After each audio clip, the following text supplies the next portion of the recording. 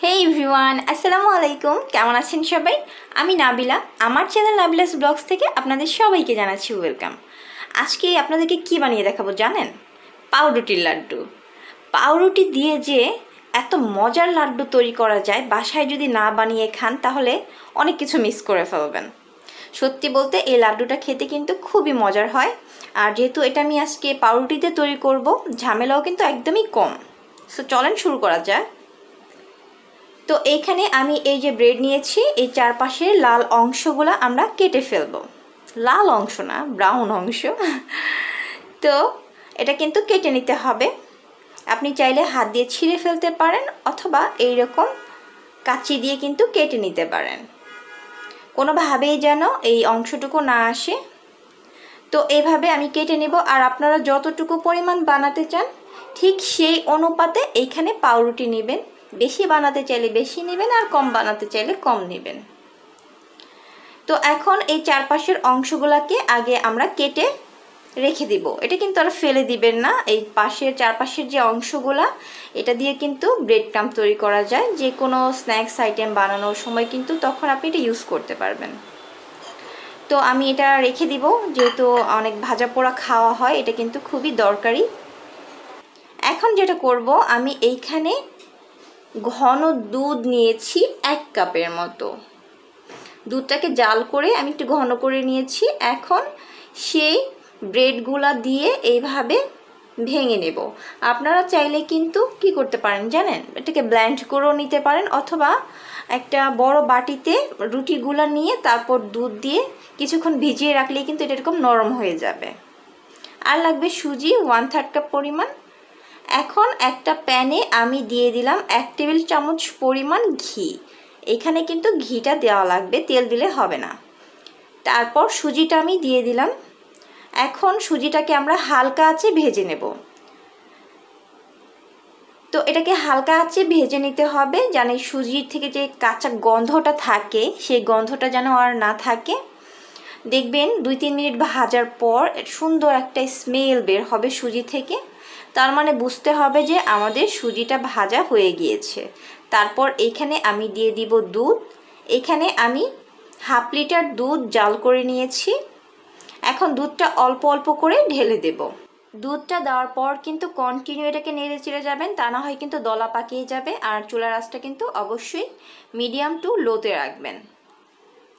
1/2 কাপের মতো চিনি দিয়ে দিলাম। আপনারা যতটুকু পরিমাণে মিষ্টি খান সেই অনুপাতে এইখানে চিনিটা দিয়ে দিবেন, তাহলেই হবে।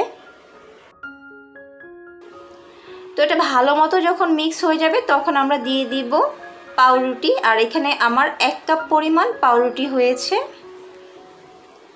এখন এইখানে আমি দিয়ে দিব 1/3 কাপের মতো গুঁড়া দুধ। এই সবগুলো উপকরণ এখন ভালো মতো মিক্স করে নেব। চুলার আঁচটা এখন লো মিডিয়ামে আছে। তো এটাকে আপনি কন্টিনিউ এভাবে নেড়ে চেড়ে যাবেন। এটা বানাতে গেলে হাতটা অবশ্যই ব্যথা হয়ে যাবে। তো এই পর্যায়ে আমি আরও 1 টেবিল চামচ পরিমাণ ঘি দিয়ে দিলাম। এটাকে আবারও নেড়ে চেড়ে যাব। এটাকে আমরা ততক্ষণ পর্যন্ত বানাবো যতক্ষণ পর্যন্ত এই মিশ্রণটা প্যানের গায়ে থেকে উঠে না আসবে।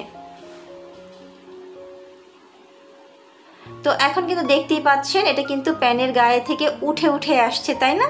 তার মানে আমাদের এই মিশ্রণটা কিন্তু হয়ে গিয়েছে। নামানোর আগে আরও 1 টেবিল চামচ পরিমাণ ঘি দিয়ে এটাকে আরও একটু ভালো মতো মিক্স করে আমরা এটাকে নামিয়ে নেব। আর এটাকে আমি আজকে একটু কালার করব, আপনারা চাইলে কিন্তু কালার না করলেও হবে। তো এইখানে আমি দিয়ে দিলাম একটু রেড ফুড কালার। আপনারা চাইলে কিন্তু এটা স্কিপ করতে পারেন, দিলে একটু ভালো লাগে, দেখতে সুন্দর লাগে, আমি সেই জন্য দিয়েছি। ও আরেকটা কথা, আমি কিন্তু এখানে নারকেলের গুঁড়া দিয়েছিলাম 3 টেবিল চামচের মতো। আপনারা চাইলে এটা দিতেও পারেন অথবা না দিলেও চলবে, দিলে ভালো লাগে আমার কাছে নারকেলটা। তো এটাকে আমি এখন কালারটা দেওয়ার পর ভালো মতো মিক্স করে নিচ্ছি। আর একভাবে কিন্তু কালারটা মিক্স করা যায়, যখন এই মিশ্রণটা ঠান্ডা হয়ে যাবে তখন কয়েক ফোঁটা কালার দিয়ে তারপর এটাকে ভালো মতো মথে নিলেই কিন্তু কালারটা সুন্দর করে মিক্স হয়ে যাবে। তো এটাকে আমি নামিয়ে নিয়েছি। মোটামুটি যখন ঠান্ডা হবে তখন আমরা এটাকে লাড্ডুর শেপ করে নেব। আপনি চাইলে যে কোনো শেপ করে নিতে পারেন আপনার পছন্দ মতো। আর এটা যে একদম গরম থাকা অবস্থায় বানাতে হবে তা কিন্তু না, এটা আপনি একদম ঠান্ডা হয়ে গেলেও বানাতে পারবেন। জাস্ট যদি ঠান্ডা হয়ে যায়, যেটা করবেন একটু ভালো মতো একটু মথে নেবেন, তাহলে দেখবেন সুন্দর এটা স্মুথভাবে আপনি বলগুলো করতে পারবেন। তো আমি সবগুলো লাড্ডু করে নিয়েছি। এখন যেটা করব, আমি এখানে একটু নারকেলের মধ্যে কোট করে নেব। এটা আমি নিজেই বানিয়েছি, হোমমেড। তো এই নারকেলের গুঁড়োটা কিন্তু খুবই দরকার পড়ে, কিন্তু যে কোনো ডেজার্ট আইটেমে কিন্তু আপনি যদি এই নারকেল গুঁড়োটা ইউজ করেন তাহলে কিন্তু সেটা দেখতে অনেক বেশি ভালো লাগে আর খেতেও কিন্তু অনেক মজা।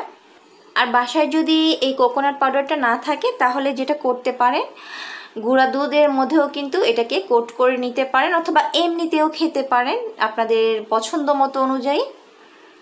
তো আমার বানানো শেষ, এখন একটা কেটে দেখাচ্ছি। আর এটা খেতে কিন্তু মাশাআল্লাহ অনেক বেশি মজা হয়, বাচ্চারাও অনেক পছন্দ করবে আর বড়রাও পছন্দ করবে, সবাই খুব পছন্দ করবে। রেসিপিটি ভালো লেগে থাকলে লাইক, কমেন্ট, শেয়ার আর সাবস্ক্রাইব করার অনুরোধ রইল। এছাড়া আপনাদের ফ্যামিলি অ্যান্ড ফ্রেন্ডসের সাথেও কিন্তু রেসিপিটা শেয়ার করতে পারেন। এছাড়া আমাকে কিন্তু আপনারা ফেসবুক পেজেও ফলো করতে পারেন। ডেসক্রিপশনে আমি আমার ফেসবুক পেজের লিঙ্কটা দিয়ে দিব। এমন সুন্দর সুন্দর মজার মজার রেসিপি পেতে কিন্তু আমাকে ফেসবুকেও ফলো করবেন। তাহলে আজকে এ পর্যন্তই। সবাই ভালো থাকবেন, সুস্থ থাকবেন। সবার জন্য রইল অনেক অনেক দোয়ার ভালোবাসা। আল্লাহ হাফিজ।